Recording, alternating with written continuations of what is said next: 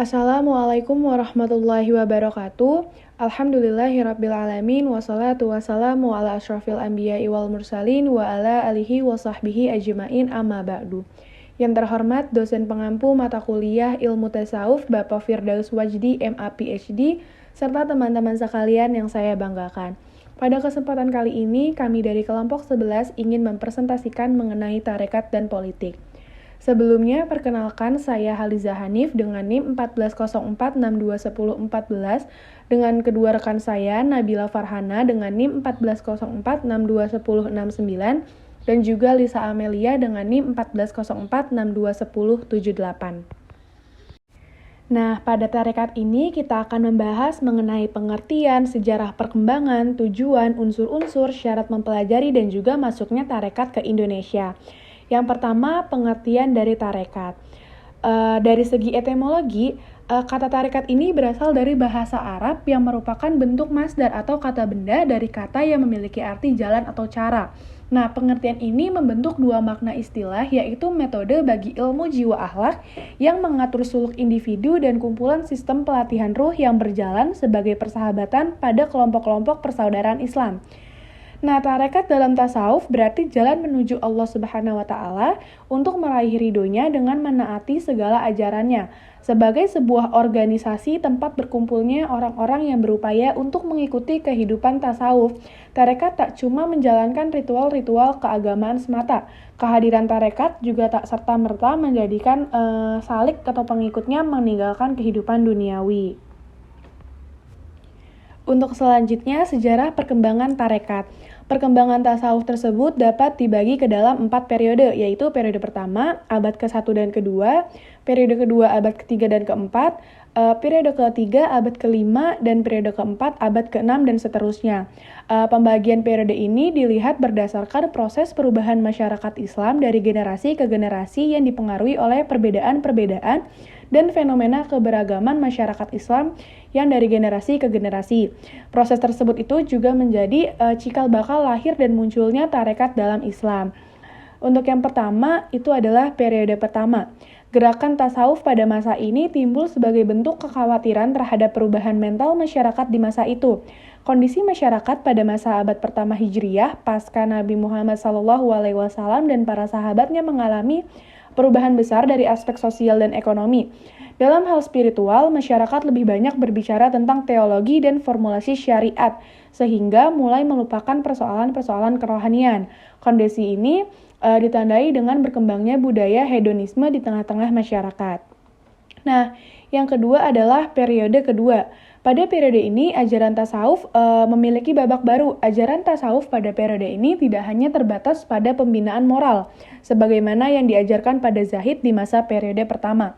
Dalam pandangan Hamka, pada masa abad ketiga dan keempat, ilmu tasawuf telah berkembang dan telah memperhatikan isinya yang dapat dibagikan kepada 3 bagian, yaitu ilmu jiwa, ilmu akhlak, dan ilmu goib. Kehalusan rasa yang diutamakan di adab pertama dan kedua telah mempertinggi penyelidikan atas ketiga cabang ilmu itu yang telah memenuhi seluruh kehidupan sufi. Selanjutnya adalah periode ketiga, memasuki abad kelima. Kedua bentuk ajaran tasawuf yakni tasawuf sunni dan tasawuf falsafi yang berkembang pada periode kedua, maka pada periode ketiga ini terjadi pembaharuan di dalamnya karena ternyata tasawuf sunni ini semakin berkembang sementara tasawuf falsafi mulai tenggelam dan baru muncul kembali di saat lahirnya para sufi yang sekaligus seorang filsuf. Akan tetapi, kaitannya dengan tarekat pada abad kelima Hijriah ini, tarekat dalam pengertian kelompok zikir baru muncul menjadi kelanjutan kaum sufi sebelumnya. Nah, hal itu ditandai dengan sikap silsilah tarekat yang selalu dihubungkan dengan nama pendiri atau tokoh sufi yang lahir pada masa itu.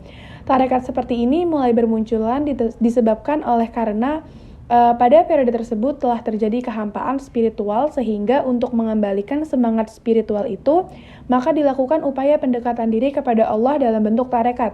Sekalipun pada periode ini kuantitas pengalaman tarekat masih cukup terbatas. Nah, selanjutnya periode terakhir atau periode keempat, yaitu pada periode ini muncul kembali ajaran tasawuf falsafi secara sempurna, di mana pada periode sebelumnya di abad kelima, ajaran ini tenggelam. Ajaran tasawuf falsafi pada periode abad ke-6 mengalami perkembangan yang sempurna di mana ajaran tasawuf ini sudah cukup detail dan mendalam dalam segi praktek, pengajaran, dan juga ide gitu. Nah, hal tersebut ini dapat dilihat dari tulisan Ibnu Arabi dalam bukunya Al-Futuha, Al-Makiyah, dan Fusus Al-Hikam. Nah, perkembangan tasawuf pada periode ini secara signifikan turun berpengaruh pada perkembangan tarekat itu sendiri. Dari hasil kajian oleh sebagian penulis bahwa lahirnya gerakan tarekat sebenarnya ini diawali pada abad ke-6 Hijriah. Berdasarkan kajian historis perkembangan tasawuf, maka dapat disimpulkan bahwa di awal perkembangannya, ulama pada abad ke-1 dan ke-2 Hijriah tarekat masih merupakan jalan spiritual yang dilalui oleh seorang salik menuju hakikat. Dengan kata lain, tarekat dalam pengertian yang pertama, nanti pada abad selanjutnya, abad ke-3 dan ke-4 Hijriah merupakan cikal bakal munculnya tarekat-tarekat, dan selanjutnya pada abad ke-6 Hijriah terjadi perubahan arah dalam perkembangan tarekat dengan munculnya beberapa kelompok-kelompok tarekat yang diawali dengan datangnya Syekh Abdul Qadir Al-Jailani. Nah, dengan sistem tarekat Qadiriyahnya sekaligus menjadi yang tarekat pertama, sejak itu berbagai macam tarekat mulai bermunculan, baik yang merupakan cabang dari tarekat Qadiriyah maupun tarekat yang berdiri sendiri. Nah, selanjutnya ada tujuan tarekat, itu ada dua. Yang pertama, menggapai ridho Allah Subhanahu wa Ta'ala dengan membersihkan jiwa, dan kedua, menjaga hawa nafsu untuk melepaskan diri dari berbagai bentuk ujub, takabur, riya, dan hubu ad-dunya atau mencintai dunia.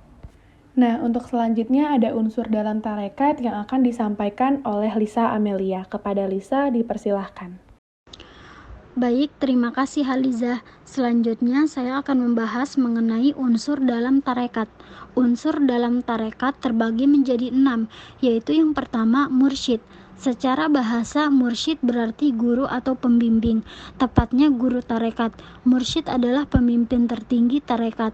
Mereka adalah orang yang memiliki otoritas dan legalitas kesufian, yang berhak mengawasi muridnya dalam setiap langkah dan geraknya sesuai dengan ajaran Islam.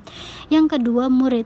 Secara bahasa, murid berarti seorang yang berkehendak, berharap atau menginginkan sesuatu dalam tarekat.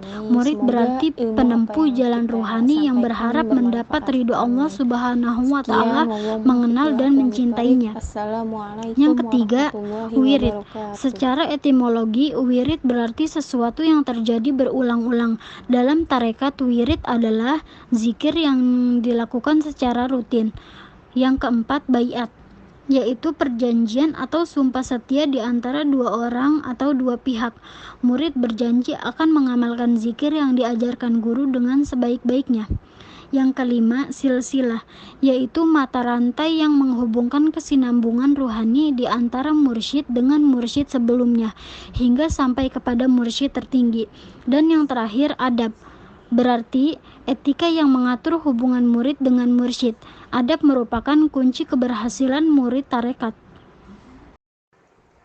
Selanjutnya ada syarat mempelajari. Yang pertama, menjalani syariat dengan tujuan yang benar. Yang kedua, haruslah memandang gurunya memiliki rahasia keistimewaan yang akan membawa muridnya ke hadapan ilahi. Yang ketiga, harus menjalani tata krama yang dibenarkan oleh ajaran agama. Yang keempat, bertingkah laku yang bersih sejalan dengan tingkah laku Nabi Muhammad SAW. Yang kelima, menjaga kehormatan. Yang keenam, mempertinggi pelayanan kepada guru, sesama, dan Allah Subhanahu wa Ta'ala dengan jalan menaati segala perintahnya dan menjauhi segala larangannya. Yang ketujuh, membersihkan niat hati semata-mata karena Allah Subhanahu wa Ta'ala, bukan karena siapapun dan apapun.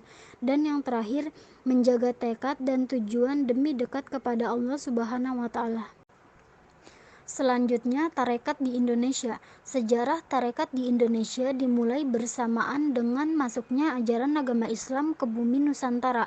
Kala itu, sebagian besar ulama yang datang ke Nusantara diyakini telah mengajarkan agama Islam dengan kapasitas mereka sebagai guru-guru sufi. Adapun tarekat diketahui kali pertama berkembang di Indonesia sekitar pada abad ke-16 Masehi. Baik, selanjutnya ada tarekat dan politik di Indonesia yang akan disampaikan oleh Nabila. Kepada Nabila dipersilahkan. Pembahasan selanjutnya yaitu tarekat dan politik di Indonesia. Tarekat adalah sebuah kata bentukan dari kata Arab torik atau torikah yang berarti jalan, tempat lalu lintas, aliran, mazhab, metode, mode, atau sistem. Sedangkan menurut istilah, tarekat berarti perjalanan seorang salik atau pengikut tarekat menuju Tuhan dengan cara mensucikan diri, atau perjalanan yang harus ditempuh oleh seseorang untuk dapat mendekatkan diri sedekat mungkin kepada Tuhan. Pada pembahasan sebelumnya telah dikemukakan tentang peran tarekat dalam dinamika sosial, politik, dan budaya di berbagai negara muslim. Namun, pada pembahasan berikut ini akan dikemukakan mengenai peran tarekat dalam dinamika sosial, politik, dan budaya, khususnya yang telah terjadi di Indonesia. Pembahasan ini ternyata akan didasarkan kepada analisis sejarah dengan melongok pada peran-peran holistik tarekat baik melalui praktek dan ajaran dari para tokoh tarekat maupun jamaah yang telah terorganisir secara rapi dan baik. Jika peran tarekat pada masa penjajahan adalah difokuskan untuk melawan dan mengusir penjajah atau kolonialisme, maka pada masa perkembangan Indonesia hingga masa modern seperti saat ini, tarekat akan berperan penting sebagai institusi dalam pengembangan kualitas hidup dan kehidupan umatnya. Demikian juga pada masa pembangunan, tarekat akan memiliki peran signifikan dalam peningkatan kualitas hidup dan kesalehan sosial, memiliki konsekuensi terhadap kehidupan bermasyarakat, berbangsa, dan bernegara secara damai, adil, dan makmur. Tarekat jika pada awalnya diidentikan dengan kehidupan yang sangat pribadi adalah hal yang tidak dapat disalahkan, karena memang tujuan munculnya sufisme atau tarekat pada masa-masa awal adalah sebagai respon dan protes atas kejahatan jiwa, sosial, dan kultur politik terutama yang dilakukan oleh para penguasa. Namun, dalam perkembangan selanjutnya, Sufisme dengan ajaran-ajaran dan peran moralnya telah tidak hanya menarik untuk dikaji secara ilmiah, namun juga diamalkan secara terorganisir melalui tarekat. Tarekat mulai berkembang dan mulai mempunyai pengaruh besar di Indonesia pada abad ke-6 dan ke-7. Menurut Amokti Ali, keberhasilan pengembangan Islam di Indonesia adalah jasa tarekat dan tasawuf. Sejak masuknya Islam, bangsa Indonesia telah mengenal ahli fikih, ahli teknologi, dan sebagainya. Namun yang sangat terkenal dalam sejarah adalah syekh tarekat seperti Hamzah, Syam al-Din, dan lainnya. Dalam perkembangan selanjutnya, ternyata tarekat berperan menjadi pemain utama dan penentuan gerakan sosial, politik, dan ekonomi Nusantara. Sejarah menjadi saksi bahwa perlawanan bersenjata terhadap penjajah kebanyakan telah digerakkan oleh para tokoh tarekat. Pembebasan Sunda Kelapa dari penjajah Portugis yang dipimpin oleh Sunan Gunung Jati atau Syarif Hidayatullah pada tanggal 22 Juni 1527 telah menjadi bukti sejarah.